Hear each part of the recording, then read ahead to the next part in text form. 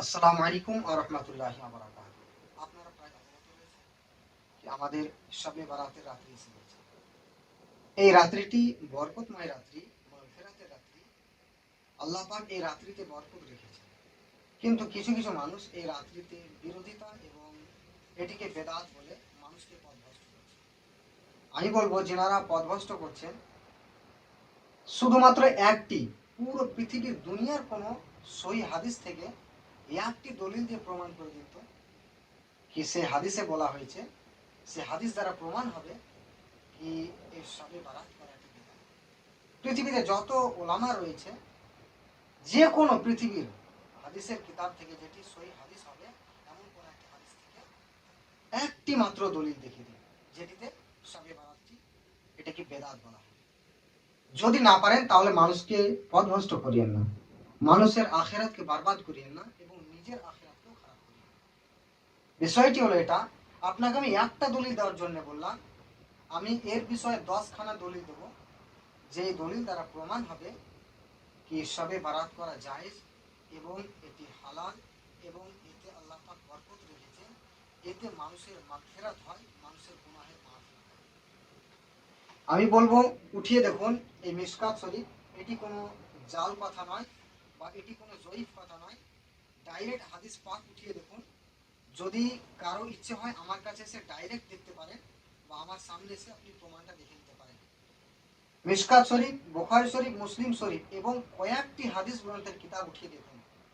কিতাব হলো এবার রিওয়ায়াত। কিছু কিছু মানুষকে যখন দলিল দেওয়া হয় তারা মানুষকে পথভ্রষ্ট করার জন্য বলে এটি জয়ীফ হাদিস, এটি জাল হাদিস, এই হাদিসটি মানার যোগ্য নয়। আমি বলবো এই হাদিসটিকে কারোর ক্ষমতা নেই কি এই হাদিসটি জয়ীফ বা জাল বলবে। আম্মাজান আয়েশা থেকে রিওয়ায়াত রয়েছে, তিনি এই হাদিস বর্ণনা করছেন এবং হযরতে আবু হুরায়রা রাদিয়াল্লাহু তাআলা তিনি থেকে এই হাদিস রিওয়ায়াত রয়েছে। তো এই হাদিসটি, এই দুটো যে রিওয়ায়াত রয়েছে এই দুটো রিওয়ায়াতকে কেউ জয়ীফ বা জাল বলতে পারবে না। এটি সহিহ হাদিস এবং বিখ্যাত সাহাবী থেকে এই হাদিস রিওয়ায়াত। অতএব এই হাদিসটি জাল নয় এবং জয়ীফ নয়। এবার চলে আসুন এখানে, আমরা হয়তো এটিকে শবে বারাতের রাত্রি বলি বা ইত্যাদি বলি। শবে বারাত শব্দটি আসলে ফার্সি ভাষা। শব এই শব্দটি হচ্ছে ফার্সি ভাষা আর এর আরবি হলো লাইলুন। লাইলুন মানে রাত আর ফার্সি ভাষায় শব মানে রাত। তো বিষয়টি হলো এটা, এই রাত্রিটিকে মুক্তির রাত্রি বলা হয়। আরো কয়েকটি এর মানে রয়েছে। তো এটি মুক্তির রাত্রি কেন বলা হয়েছে এর বিষয়ে অনেক বড় আসল বিষয় রয়েছে আর এর বিস্তারিত তাফসীর রয়েছে। আসল বিষয়টি বলি, এটি শবে বারাত ফার্সি ভাষায় বলা হয়, এটিকে আরবি ভাষায় এবং মুহাদ্দিসিন কেরামদের ভাষায় এবং সাহাবীদের ভাষায় এবং রাসূলে পাকের ভাষায় এটাকে বলা হয় নিসফুম মিন শাবান। এই রাত্রিটিকে বলা হয়েছে লাইলাতুন নিসফুম মিন শাবান, অর্থাৎ এই রাত্রিটি শাবান মাসের 15 তারিখ শবে বারাতের রাত্রি, লাইলাতুল বারাতের রাত্রি। এই রাত্রির বিষয়ে রাসূলে পাক নিজে বলেছেন, বড় বড় সাহাবায়ে কেরাম বলেছেন এবং এইরকম বড় বড় হাদিসের কিতাবের মধ্যেও লেখা রয়েছে।